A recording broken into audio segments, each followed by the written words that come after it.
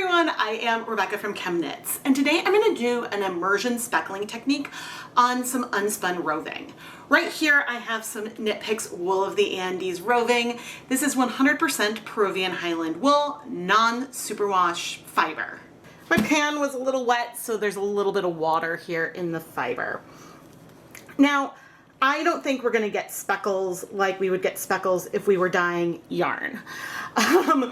Not only do we not have any twist in this fiber, and I suppose there could be like a hair amount of twist, maybe like one twist a foot as I'm layering this in, but mostly there's not going to be any twist in this. So there's less resist. So as I add the dye onto our fiber, there's going to be more space for it to spread out, which is totally fine. My plan is mostly just to get random color placement.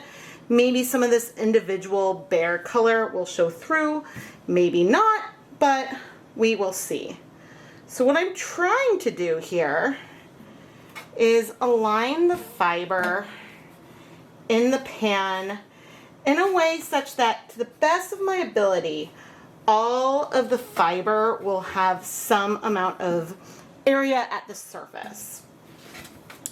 Because if I popped it in a different way, some of the fiber would be beneath other parts of fiber, and while that might still happen, the goal is to, I guess, not block access to the fiber as much as possible. But now we need to start adding some water. Let's start with 8 cups, and the fiber is going to mostly float. I'm going to get some more. Now we're going to have 16 cups of water here, and since our fiber is floating, some of it may be on top, other parts of it.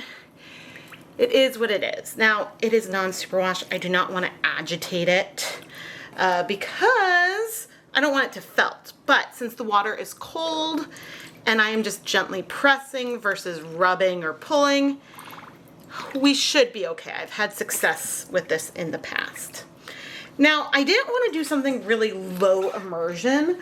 Low immersion would be where most of the fiber is sitting at the surface, because ultimately I don't mind if our colors spread out some, and I don't want to scorch the fiber. So we'll see how it goes. I'm not sure how much I've actually done this. In the past, I've done countertop speckles and various speckle techniques on roving trying to get small speckles, but I don't know if I've really tried to just speckle with the dye and see what we end up with using multiple different colors of dye. There we go.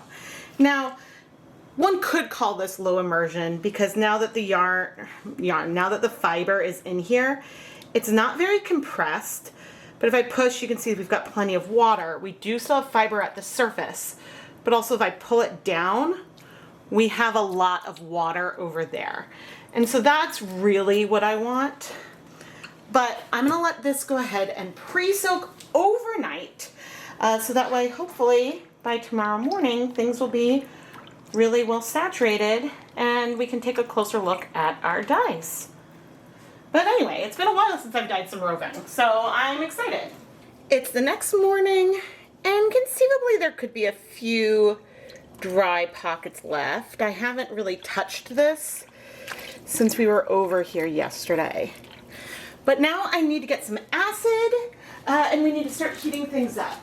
I haven't even told you about the colors yet. We'll do that in a moment. Let's do 1, 2, 3, 4, 5, 6.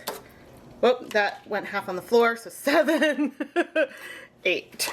I got a little exuberant there. And poured the vinegar on my shoe. Thankfully, if I'm going to be messy, I'd rather it be with vinegar than dyes. You'd be surprised, as klutzy as I am, how few spills I end up having around here, which is a good thing.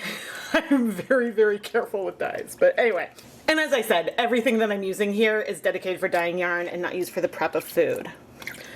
But we're using a higher amount of acid because not only is this fiber non-superwash, but I know that this particular one, colors spread a lot and take longer to bind. And who knows, when we speckle, we may end up coming in with a spoon to work things through. We may not. I'm not planning on flipping the yarn because I'm expecting the colors to spread. But again, we're gonna see what happens. And I'm gonna start slowly heating this up. I'm probably actually going to take this pan off of the heat over to my counter to do the speckling for a Patreon behind the scenes live stream to make that easier, but I want to start with things hot. So that's why we're removing it today. And normally I might use a hot plate to do the behind the scenes live stream, but I need to be able to use my counter for other dyeing projects today as well. So that's why I'm trying this out.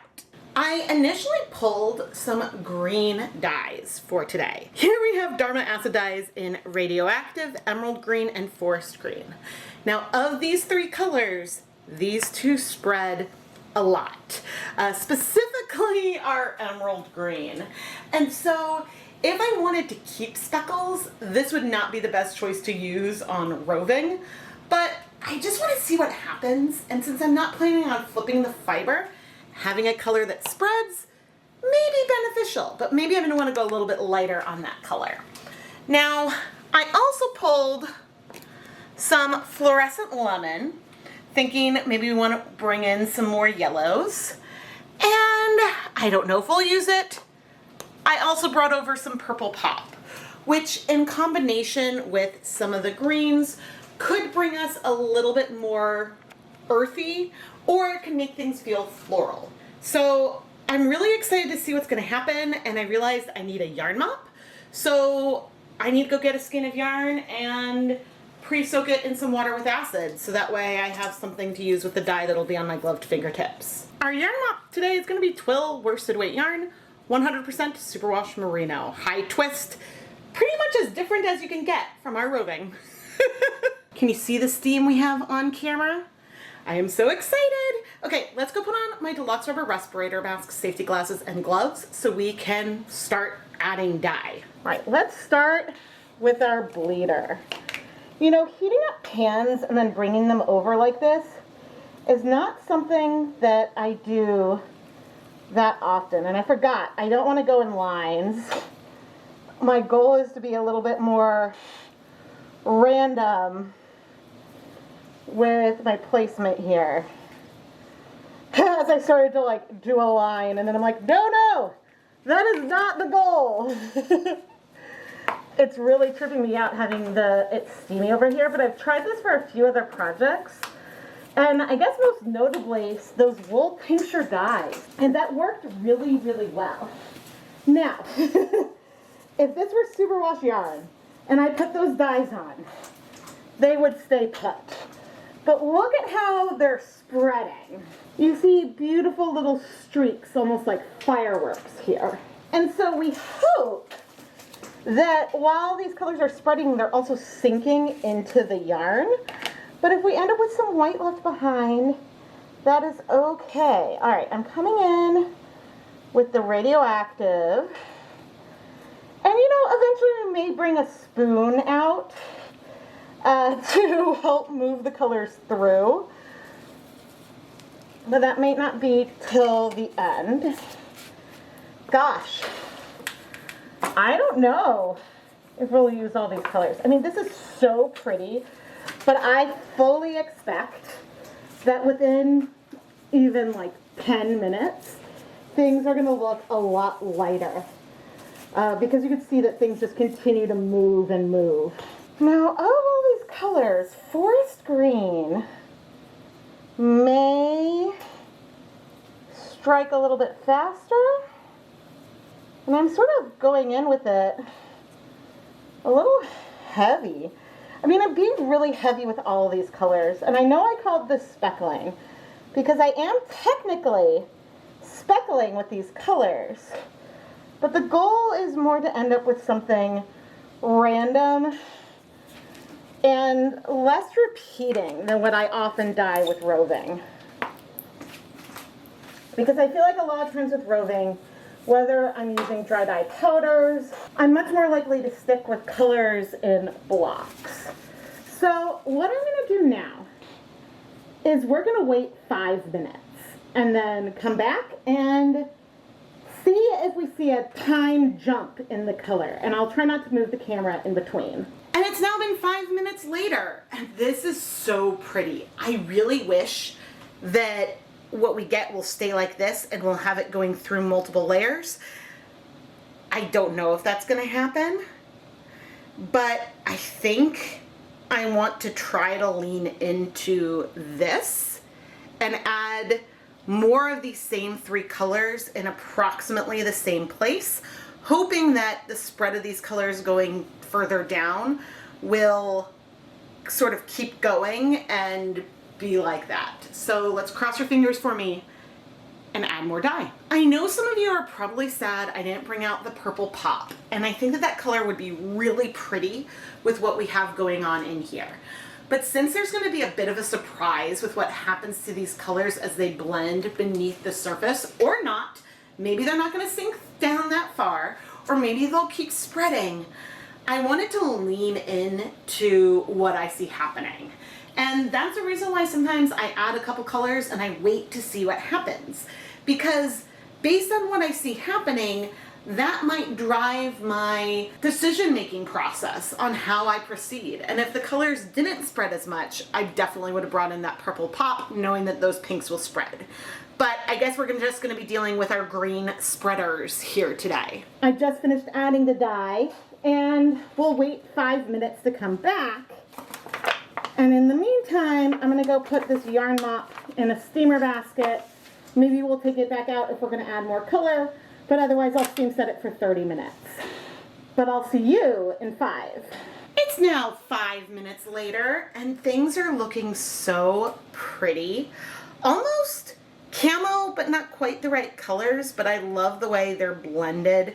It feels a little bit less tie-dyed because of the way we saw the tendrils before. It was almost like it had been folded and then unfolded, and I just adored the way that that effect came together.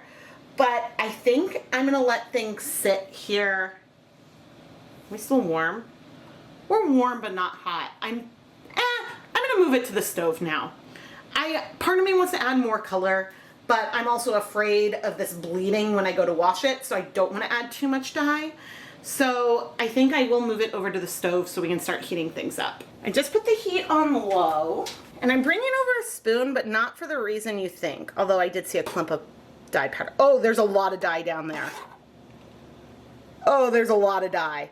Okay, I was curious what was going on down below. And I don't know if you can see each time I move it, there's a lot of dye. There's also a fair amount of liquid too, which is good.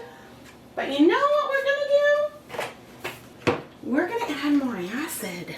1, 2, 3, 4, 5, 6, 7, 8, 9, 10. Okay. And you know what? That lasts a little bit. Adding a lot of acid.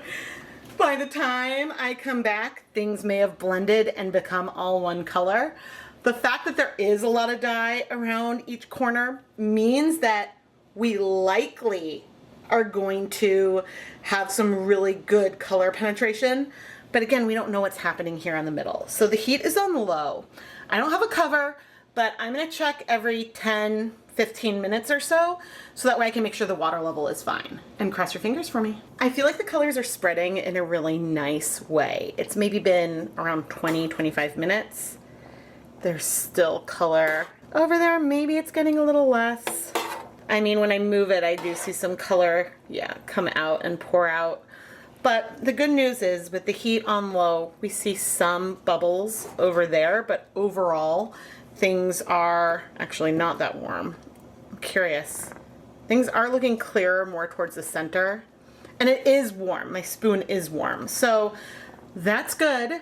We're just going to be patient, and I'm going to keep checking in every 10 minutes or so. I'm not expecting things to clear while it's hot. I'm expecting we're going to need to let things cool off in the pan, which we would do anyway. But I'll check in with you on camera probably in another 30 minutes. But off camera, I'm going to check in frequently. And while we're being extra patient with our roving, our steamy yarn mop is done. She doesn't have that much color, She's so pretty.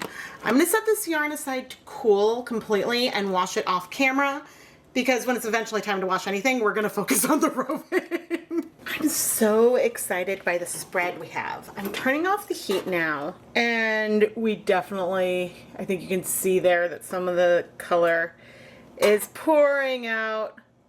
Okay, but it could also just be, I want to be very careful, close to the edge. But we have like a lot of color variation in here. The tones are all similar, but I think that this could give some yarn spun with this a lot of dimension. What we don't know is what's happening on the other side of the yarn. Now, if I had tried to do something like this with liquid dyes, I think things would have spread a lot more. But oh, Rebecca, you should do scribble dyeing on roving. That would be fun. And the best part about this is I know that I won't forget, because editing Rebecca can write it down for me. But anyway, I am going to set this aside to cool. It's going to take some hours, but then once it's cool completely, then we'll go ahead and wash it. And part of the reason for letting it cool is, yes, we want to soak in some more color, but also I don't want to agitate it while things are warm, the fibers are relaxed, and we're in the most dangerous chance of felting. Let's wash our roving. I recently got some questions about how I deal with roving and flipping it during the dyeing process. Normally with roving, I won't flip it in the middle of dyeing. If I were, I would take it and lift it, and look at the color on the other side, lift it up carefully and flip it over like that. But I do try to avoid moving roving as much as possible while it is hot. And so the other way, once things are completely cooled like they are now, that I would move it is by reaching across the middle and picking it all up. Trying to be very careful to not agitate it and let the pan fall. But now I can add it to our rinse bath. I just totally added a little bit of soap and water, and the camera wasn't rolling. Now, I try not to have running water go directly over the fiber, and I'm going to add a little bit of soap again. I'll put a little bit of soap on my hand and either run it through the water, or here, I'll let it run sort of onto the side. Now, our dye bath has a hair of green left, and I can go ahead and pour that out. So the good thing is that it wasn't a lot of green. And with roving, I am gently pressing. I am not rubbing. The fiber is more delicate when it's wet than it is when it's dry. But the good news is I don't see any color coming out. And I am thrilled, beyond thrilled, with the way that our color went all the way through the roving. It did exactly what I was hoping for. And I know, again, this is not super speckled. We do have some speckles in here, but more of the point was to get a random variegated fiber. And these colors blended beautifully. I'm gonna do this so much more. I am so excited. And the other thing to note as I'm washing this is that I'm using cold tap water. Ideally, you want to match the temperature of your water to the temperature of the fiber, but I really do not recommend ever washing unspun fiber with hot water or going from hot to cold. Gently press.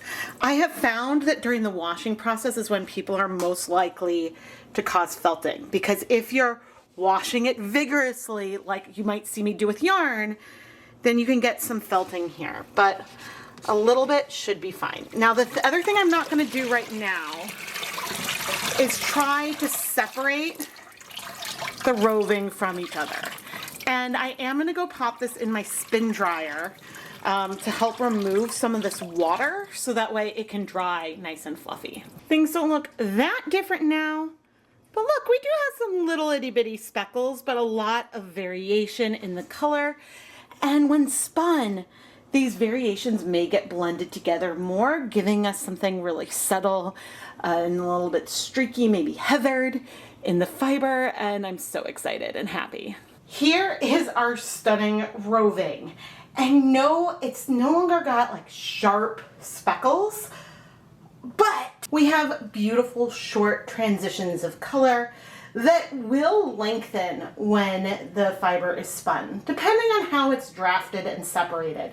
Each of these color sections could end up being longer, but it's fairly unique for roving to be dyed like this, and I'm really excited. I have not done anything to fluff up the fiber yet.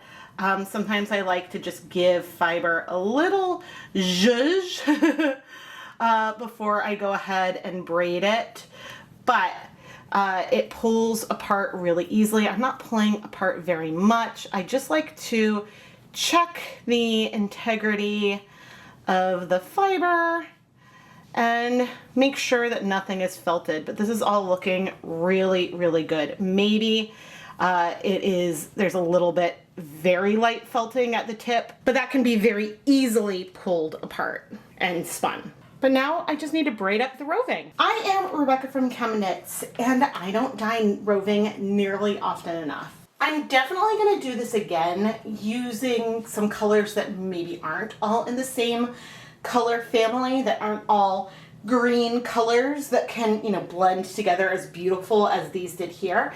Even though it would be really fun to do this with blues and purples and all kinds of colors. I also really want to dye this fiber in the same pan as some Wool of the Andes yarn, a spun version of the same fiber. So then we can see how the colors are spreading on the both, and that can give maybe a little bit of a feel of how much of a difference the twist makes in what we see the colors doing on the fiber. I did have a really interesting comment on a short I made about this fiber, asking to dye some single ply super bulky yarn in a similar way. And I do have some yarn bases like that. They're not the exact same fiber blend as like if I were to take the Wool of the Andes roving and compare it to the Wool of the Andes yarn. So there could be some differences in there. But I'm happy to do a speckling technique like this on single ply super bulky yarn in the future. So please let me know in the comments if you would like to see that. Just look at how beautiful this is. Oh gosh, and while you're leaving a comment, give the video a thumbs up and subscribe so that way you never miss new videos. This is by far the biggest thing you can do to help support the content here. Of course, there's other ways you can support the channel. You can join to become a channel member. You can go and check out the ChemKnits Creations Etsy shop to bring home some hand-dyed yarn or fiber that's been featured in one of my videos. And there are also some fun pre-orders and things that you can check out as well. We do some mystery items occasionally, and the whole thing is a lot of fun. I almost forgot. Hee hee. We got some fluorescence in there. That's just fun. I almost forgot about the yarn mop. This has way more separation of color, and yeah, it feels way more speckly than our speckled roving did. And it's absolutely beautiful in its own way. Thank you so much for watching.